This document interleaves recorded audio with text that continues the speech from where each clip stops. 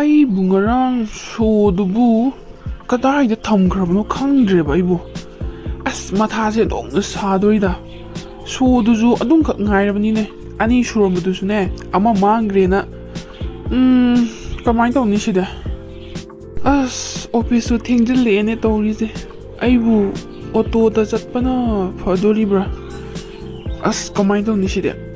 ꯀꯗꯥꯏꯗ ꯂꯩꯔꯝꯗꯣꯏꯅꯣꯕ ꯁꯣꯁꯤꯕꯨ ꯇꯥꯃꯣ ꯁꯣꯗꯣ ꯒꯥꯔꯤꯗ ꯌꯥꯎꯔꯒ ꯂꯩꯍꯧꯔꯕꯅꯦ ꯍꯩꯃꯥ ꯑꯩꯗꯤ ꯉꯔꯥꯡ ꯁꯣꯗꯣ ꯑꯗꯨꯝ ꯍꯥꯞꯄꯒ ꯊꯝꯃꯝꯃꯖꯥꯠꯅꯤꯅꯦ ꯑꯁ ꯌꯥꯗ꯭ꯔꯦꯗ ꯊꯕꯛ ꯀꯣꯛꯁꯦ ꯑꯍꯟ ꯑꯣꯏꯁꯜꯂꯛꯄꯒꯤꯔ ꯀꯩꯅꯣ ꯈꯪꯗꯦꯅꯦ ꯊꯕꯛ ꯅꯪꯅ ꯁꯨꯃꯥꯏꯅ ꯑꯩꯒꯤ ꯃꯇꯦꯡ ꯄꯥꯡꯕꯤꯔꯛꯄꯁꯦ ꯌꯥꯝ ꯍꯔꯥꯎꯋꯦ ꯑꯩꯗꯤ ꯑꯣꯇꯣꯗ ꯆꯠꯂꯁꯤꯔꯥꯅ ꯈꯜꯂꯝꯃꯕꯅꯦ ꯑꯣꯐꯤꯁꯁꯨ ꯊꯦꯡꯖꯤꯜꯂꯛꯑꯕ ꯑꯗꯨꯗ ꯑꯩꯗꯤ ꯍꯩꯃꯥ ꯂꯩꯔꯝꯗ꯭ꯔꯦꯅꯦ ꯑꯩꯅꯗꯤ ꯁꯣꯝ ꯅꯥꯀꯟꯗ ꯋꯥꯔꯤ ꯂꯤꯔꯤ ꯑꯗꯨꯒ ꯀꯔꯣꯝꯗ ꯆꯠꯈ꯭ꯔꯒꯦ ꯃꯤ ꯃꯗꯨꯏ ꯅꯨꯄꯤꯗꯨꯕꯣ ꯊꯕꯥꯁꯦ ꯑꯩꯉꯣꯟꯗ ꯌꯥꯝꯅ ꯋꯥꯔꯧꯈ꯭ꯔ ꯃꯥꯟꯅꯦ ꯑꯩꯉꯣꯟꯗ ꯍꯧꯖꯤꯛ ꯐꯥꯎꯕ ꯁꯥꯎꯔꯤ ꯃꯥꯅꯦꯅꯦꯁꯦ ꯑꯩꯗꯤ ꯀꯩꯁꯨꯝꯇ ꯈꯟꯗ꯭ꯔꯦ ꯉꯥꯏꯍꯥꯛꯀꯤ ꯁꯥꯎꯕꯒꯤ ꯉꯥꯡꯉꯨꯕꯗꯣ ꯉꯥꯏꯍꯥꯛ ꯁꯥꯎꯕꯒꯤ ꯄꯉꯥꯡꯗ ꯉꯥꯡꯈꯤꯕꯅꯦ ꯑꯩ ꯄꯨꯛꯇꯗꯤ ꯀꯨꯏꯅ ꯃꯂꯣꯝ ꯊꯝꯗꯕꯅꯦ ꯑꯗꯨꯕꯨ ꯊꯕꯥ ꯅꯪ ꯑꯩꯉꯣꯟꯗ ꯌꯥꯝꯅ ꯋꯥꯔꯧꯔꯝꯃꯥꯅꯤ ꯅꯥꯎꯕ ꯅꯪ ꯅꯁꯥꯗꯣ ꯀꯃꯥꯏꯅ ꯇꯧꯔꯒꯦ ꯈꯔ ꯐꯔꯕꯣ ꯉꯁꯤ ꯀꯥꯔꯒꯅꯦ ꯁꯝꯃꯔ ꯚꯦꯀꯦꯁꯟ ꯊꯥꯔꯅꯤꯅ ꯍꯥꯏꯌꯦ ꯑꯗꯨꯒ ꯁꯝꯃꯔ ꯚꯦꯀꯦꯁꯟ ꯍꯦꯛ ꯀꯥꯔꯛꯄꯒ ꯑꯦꯛꯖꯥꯝ ꯇꯧꯔꯅꯤꯅ ꯍꯥꯏꯌꯦ ꯑꯗꯣ ꯅꯥꯎꯕ ꯅꯪ ꯁ꯭ꯀꯨꯜ ꯆꯠꯄ ꯉꯝꯒꯗ꯭ꯔꯣ ꯆꯤꯆꯦ ꯑꯩ ꯀꯣꯛꯁꯦ ꯈꯔ ꯈꯔ ꯆꯤꯛꯏꯌꯦ ꯑꯗꯨꯒ ꯏꯪꯊꯝꯁꯨ ꯈꯔ ꯆꯜꯂꯤꯌꯦ ꯑꯗꯣ ꯑꯩ ꯉꯁꯤꯁꯦ ꯂꯦꯞꯄꯒꯦꯁꯦ ꯑꯗꯣ ꯆꯤꯆꯦ ꯃꯊꯟꯇ ꯀꯥꯕ ꯌꯥꯒꯗ꯭ꯔꯣ ꯁ꯭ꯀꯨꯜꯗꯣ ꯑꯗꯣ ꯆꯦ ꯌꯥꯔꯗꯤ ꯆꯤꯆꯦꯁꯨ ꯆꯠꯂꯨꯔꯅꯨ ꯆꯤꯆꯦ ꯃꯊꯟꯇ ꯆꯠꯄꯗꯣ ꯅꯨꯡꯉꯥꯏꯇꯦꯕ ꯂꯝꯍꯥꯡ ꯃꯇꯦꯛꯇꯣ ꯃꯤ ꯐꯠꯇꯕ ꯌꯥꯝ ꯂꯩꯌꯦꯕ ꯌꯥꯔꯗꯤ ꯆꯤꯆꯦ ꯅꯪꯁꯨ ꯆꯠꯂꯨꯔꯅꯨ ꯉꯁꯤ ꯑꯩꯗꯣ ꯆꯠꯇꯤ ꯌꯥꯝ ꯆꯠꯅꯤꯡꯕꯅꯦ ꯑꯗꯣ ꯏꯁꯥꯁꯦ ꯅꯨꯡꯉꯥꯏꯇꯕꯁꯤꯗ ꯏꯁ ꯅꯪꯒꯤ ꯒ꯭ꯌꯥꯟ ꯈꯨꯇꯥꯗꯣ ꯑꯩꯒꯤ ꯑꯃꯨꯛ ꯈꯟꯕꯤꯔꯤꯅꯦꯕ ꯅꯪꯒꯤꯁꯦ ꯍꯣꯏ ꯑꯩꯁꯨ ꯉꯁꯤꯗꯤ ꯂꯦꯞꯄꯒꯦ ꯆꯠꯂꯔꯣꯏꯒꯦ ꯕꯤꯠꯀ ꯂꯩꯇꯦꯗ ꯅꯥꯎꯕ ꯉꯁꯤ ꯀꯥꯔꯒ ꯁꯨꯇꯤ ꯊꯥꯔꯕꯅꯤꯅꯅꯦ ꯆꯠꯅꯤꯡꯗꯦꯕ ꯍꯦꯛꯇ ꯔꯘꯨ ꯏꯆꯥꯅꯨꯄꯤꯅ ꯍꯥꯏꯕꯗ ꯉꯁꯤ ꯀꯥꯔꯒ ꯃꯣꯏꯒꯤ ꯀꯔꯤꯒꯦ ꯁꯝꯃꯔ ꯚꯦꯀꯦꯁꯟ ꯍꯥꯏꯕ꯭ꯔꯥ ꯑꯗꯨ ꯊꯥꯔꯗ ꯃꯥꯅꯤꯅꯦ ꯑꯗꯨ ꯅꯪ ꯍꯥꯏꯐꯦꯠ ꯆꯠꯂꯒ ꯉꯁꯤꯗꯤ ꯂꯥꯏꯕꯛ ꯌꯦꯡꯉꯨꯁꯣꯗꯅ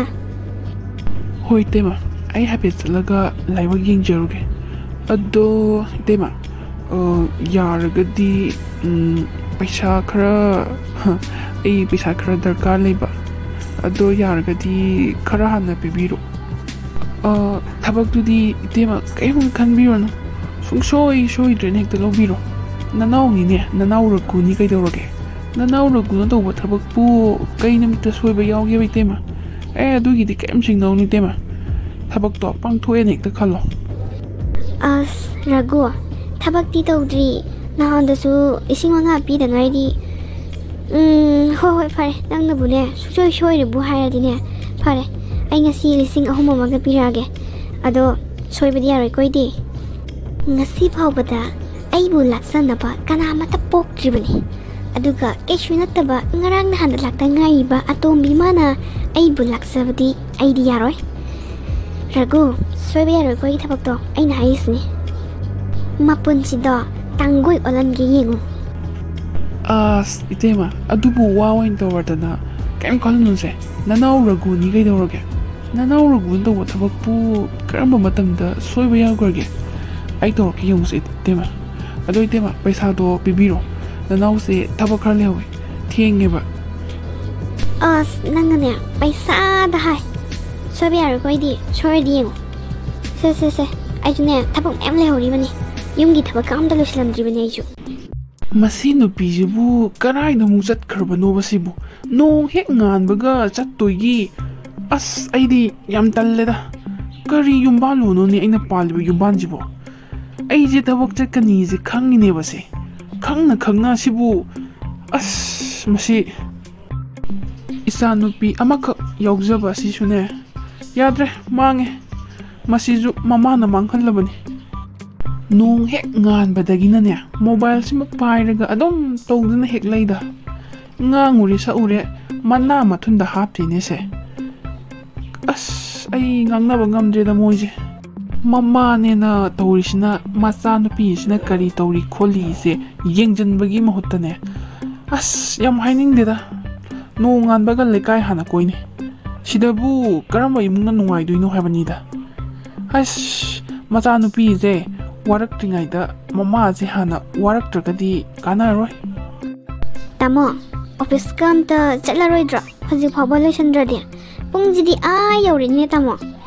as masagi mathobu masakhangde tamo je loisalwadro tamo thengine hai aingonda ga su poktak piba saradna nang karai chulugi ayungan tasida karai chaluri banoba aingonda su hairam banate aina ngasai dagi sa ising loirasi phawbuda halak banate dina karai chalugi hayune thabak chaluri ni kino tamo aigi thabak sapabu tamo da sum haigadro tamo tamo da haidia dina leibro aizu thabak ni thabak chataba yadaba thabak nang na chatpa thabak se chatline ko okha na sa asina kari tauri kholi di sungeng yengjan banate banang sigi yumban jidi as yaroi mapuroi bana thabak chatori hardi sa ising honage sa ising nangana mo thongbige khotbige na haibagi wakhalondi nangwonda leitine nang sibu karamba nupino nangbo leminarga sak adu khak thongbagi aduk yamna wa song song ngang deedi tamo yani haying dagidi ne ai sak sokto happy ruano ai chanjara roi nang sibu karamba nupino ne aso yamna gyan tadabasibo nupi sibu nupa na khoi gi sa ising thonganaba minai ro tamo tamona sak adu khak thongbada kai kai rage aizu imungi thabak mayama matawrisidi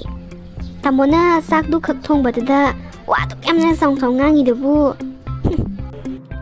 ai gise wa song song na ngang ban natine ahan akon khango haibani ne aina thabak chatpada ne yamna gyan tana sak ising saraga thabak to chatningi haibani aina haibadi aina zatdoribudo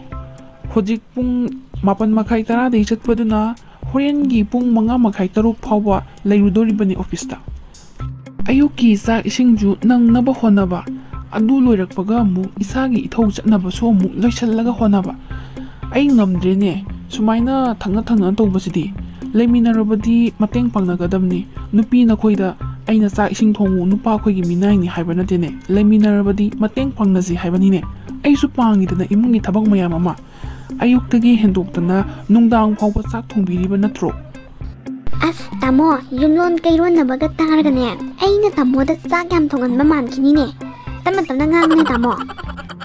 thongi mata sida thonga malamani ne ibema nang ikaibadi khara khangbajani ne yare tamo aibu thabak sum su da basi mangai ne sak khak thongaga ado tamo kai jang thongoge kaya dana yenguni mase ho nanai nane hawai thongba amaga alu kangmet amaga tawjaramabani haba yabra yengbiu thongge da ko noi hawai je chaning dabana as ai diam talle dai de noi hawai jan ta di thong na blek trap jang thabak chatpa khoigidi nangna ba hawai sina mafare hauba thongningagana nang khara thongudana yare aine asije dom chajarage karam kandano ne ai nupi sina gyan tarak to shibo ai se onthok no waduri dako thebo tabro androgi likli dom tapiro aduga keino khara sana baga piro ngasidi naya bazai okan khara nungai hange kana su omor oiroi hingingai dane nungai ba yaba nungai hogodam shirabadi loirabani aduna hingingai dane nungai ba yaba nungai hogodam kana gi mapuk tari mapuk tari tilarna kana khangpona handaki mapuk sina aroi boiramasu aduna koidi nungai ba yaba nungai raga chachagi gelda leire thebo pirone nangbo ai thabak lehawine lising yang khai lakadaba thabak ni ne aina chakadori base piro ai thenge machine paje nusidam loire sakta juga gari workshop ta leiba gari ya daba gypsy amanbado madu yeng maladana calling ka gai gap sab ka chu tawri huran bujidi us yam yami hai tarugu gi lising yang khai gi thabuk side oh pirage tarugu matangara mo wakal sa inung hek nungai tida kai gi noina wakal sa am nungai tusibo thaba nang saubudo pharoba ai thawai se yam nungai te nang na saur leibase isani na su mapai bu sauningum tawbuse ai yam nungai te thaba noya humna adumai tor leibado sangsar sidane ai danda leibado na yam nungai te ai tawa yam nungai te ai na wakal kan thawdabdagi thokriba ngaktane mane sawam budi thoi kanagi mina bu saroidoino adubu ai thawai se yam nungai te nakoina sarga leibase nakoina sawa phanaba ai keido haibano makoina sawa phanaba ai keido sike oh lere horen office halakpado aduda hekta leibirag nisanaga pankhalakpane aina nga uiringai duda mayumdaga zatkhrazalane pungdi ahum tadrine shida moi school duvu pung kya shuti tha bazanone ash pung ahum da di loin thana vanida school loina ma government gi school dangni pung baro ama ani da thari moi gi private school nina walida tharakada pung ahum ga minute tranga da tharakani government school loina ma natteda government school afa mayam leida phajana salaiba ado sang naidaba mathong masa khangdaba khara leiba aduda haibanida amuk mayamna lana low leiramni ko ai mai jidi phajana mathau tawe pet laubi soinau bidung ngai boina isai matem to sakning kreda say amadum saktokese laikukna aina somlaga na somna mina sem khare na somna mina sembadi yaroi aini hujik tawgriba dialogue to charisma gido khangjabro noi khangaboine kanamta ai haibige yengo ne kadam khangaboine ai haibige yengo Samdrim Visa Isragi dialogue ne not Samdrim Visa Isra brate Samdrim Paringi haiga to wole amaga sakkese Sigma gi you na first class ne you don't be in the price be yai haksangi de nungai zarasu why giddy poison not poison have yard I was someone no else poison have a bro poison not Karino ne masibu ragu natrane sibu mai jibu yuga ngauri bazalo matanda pangok to na zogoi sari sibu yes asidi maning lakai gi ta da koktang no natrane mani da school gi sokida roi baduni ne ta da natro maning lakai gi ta da koktang do natro ihe ta da soigim ni saungo soy na koktang haidokre masi yengune masi mi usittabam zu yauri ni masajida maha huran ba chandanje sida mu kai dormino mathibong yu khar thakjan jasillaga yingning kidre dan thona o khura angang gai suti thana grabo ho thagre angang gai suti thagra ni ne aina halaise tada gi tang yu kok sidani ne tadana maming chalise laikai sida hoine nang khuragi budi tangi pharene ibungo as nang di u haina gidrene nasam na isang da na kakni khangdrene nang de nakoi na maro na namai ga do yurai chure ne yumai pali ne khar kakthalo ne nakoi ga do haina gidre ne kari wata da ish ai gi sakse haina dre kai ta da si thawai tori ni se yoni ne matam sige se spaisha sang kai ni se tai da na mas des is adu ai haina de kai o ta do ina khanga ro si matang se ado fare ta da surup ka yaw bor ta da yaw di masayam ta puho ge da na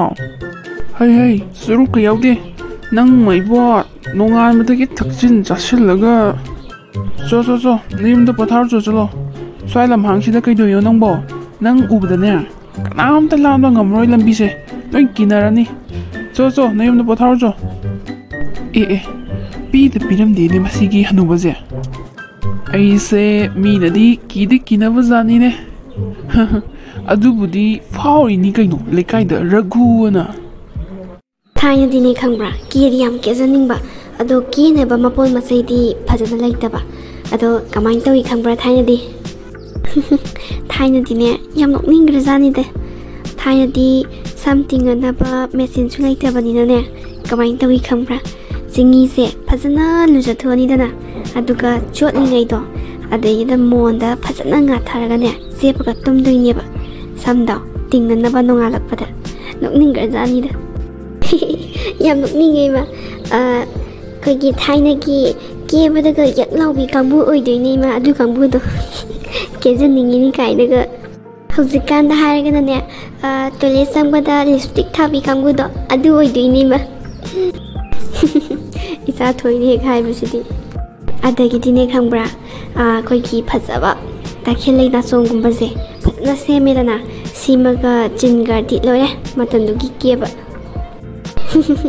yam nokning hai bai ma ai di yam jingning matam du gi mi sing du na tarom doi sing du ubada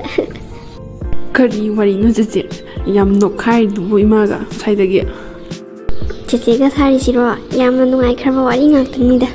la nang su sida ngatang phamulo adagi dine khangaba thaina gi nupa sing je kamai tau ge habada makhutta gari ge maga si gari ne lore moi di gap tau du ne ba nupi de khangaba nupi sing sina ju ko as wow asidi gari ge si ye gari su ba nupa do kai na as nok ning gan sani da yamna adagi dine khangaba hambar second do khangi dana hambar second do adu maga thawar di lore moi na madu da gap tau du se ko paisa pai basing ye ba matam da di admaina hambar thauba deki khudang gari si baje matam do ki hoina yam nok ning hambar thauraga is gap sap ka taw doi do moina is ai di ne hambar ga do su dau he thaujaning de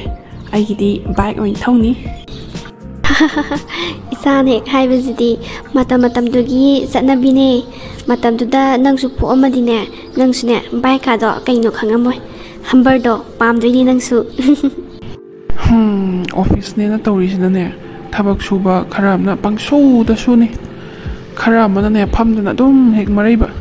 si dore ne koi di kalien gi nuksa ga sa ba ne staff anoba ni na maro na ma haitabana yum da oi hori ba phibam sing du u da thawai se hek nungai rak ta ba khalu ba da hey sor na sa na yum hek yo ba ga yum da le hori ba moi sing do loina mak mai thuma ka lam han biram ko chawhan biram ga no aduga na sa na seliba plan ji ju ne mai pak pa ohen biu ko